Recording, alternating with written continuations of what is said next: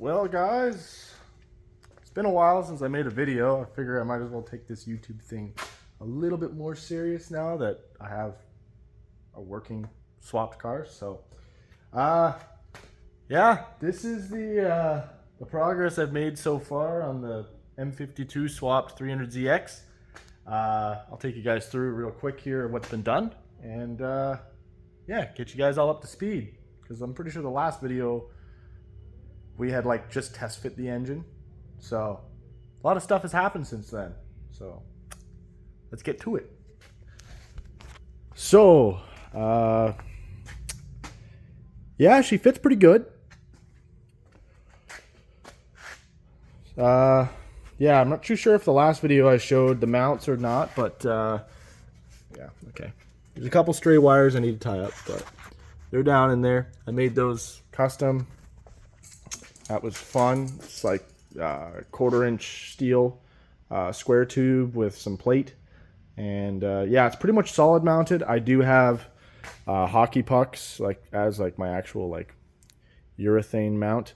Works good. Very little movement with the engine. Like in drift, it's fantastic. 66 millimeter Borg Warner.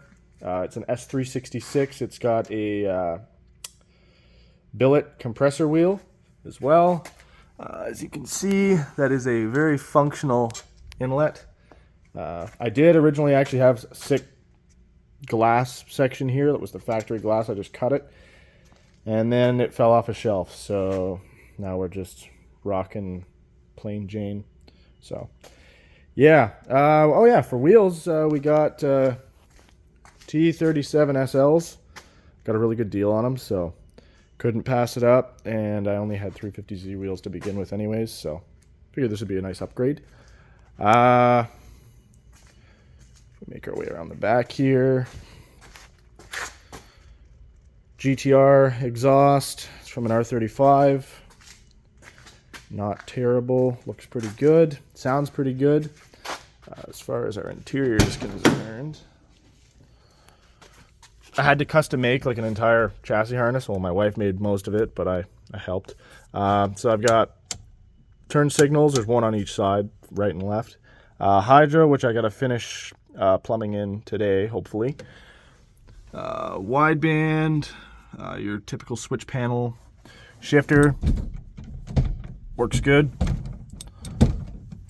Yeah, I got the seat jacked forward right now, but yeah. Oh, and then I took the factory gauge pods, and then I just made a block-off plate for them because I can't use any of the factory stuff right now. It has no factory body harness, so I will eventually be putting like more gauges in each of those. So that'll be cool. S13 side skirts, which were cut in the back corner there, about I'd say 3 inches or so, and they fit pretty good. I did have to trim the fronts though, just because drift car things. I had to trim the fenders too, because drift car things. I've got a Just Engineering angle kit, their Super Lock kit, and it is quite beautiful. Right now, currently, I don't know if you can see it very well, but yeah, it's art. Running Öhlins coilovers as well. Yeah, this build has come together in a very short period of time. I'm quite happy with how everything went down. Running Link engine management, the Link G4X Storm.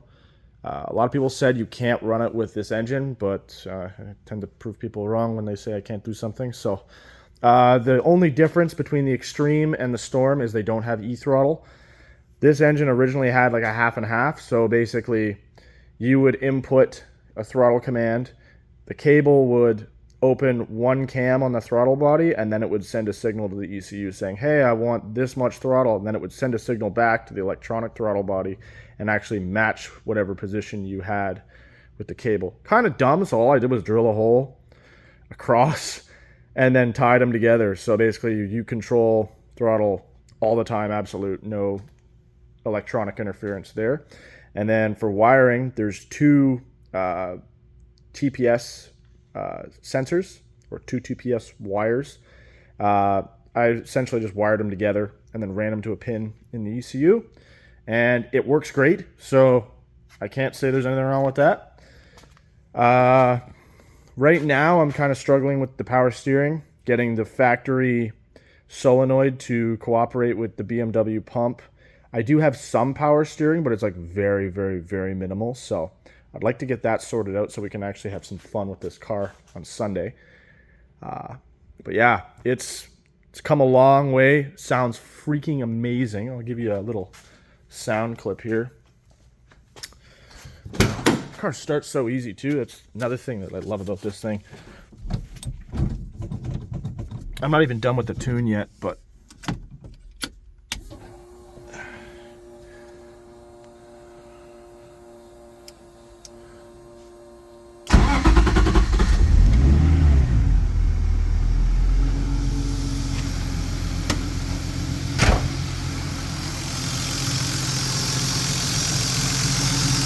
nice and quiet engine.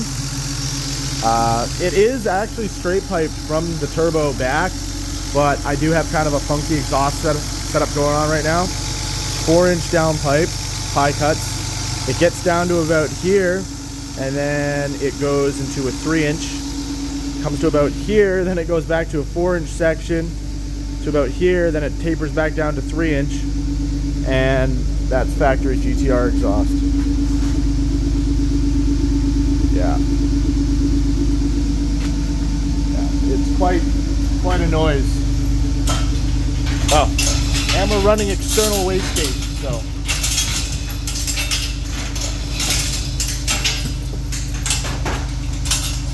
Yeah.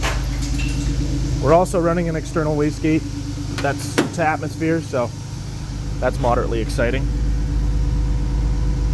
Here, I'll just hand throttle it.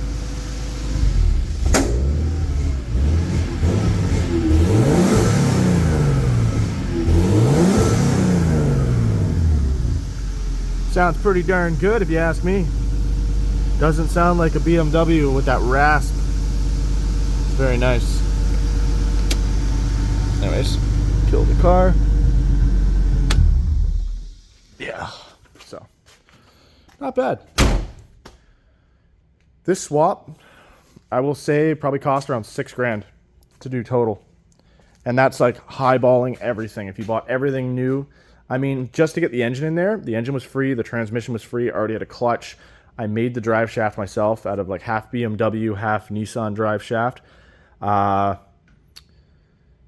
ECU was probably the most expensive part, that and the injectors. The injectors were, I think, $600 because they're Bosch 1000 cc's, which are essentially IDX 1000s, internals wise at least.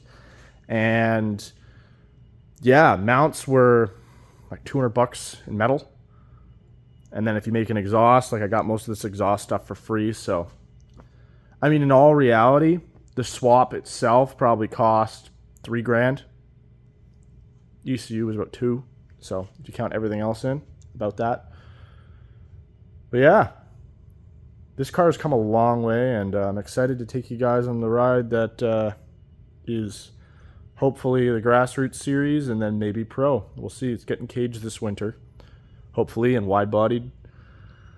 Got big plans. So hopefully you guys stick around for the ride. It's going to be freaking amazing.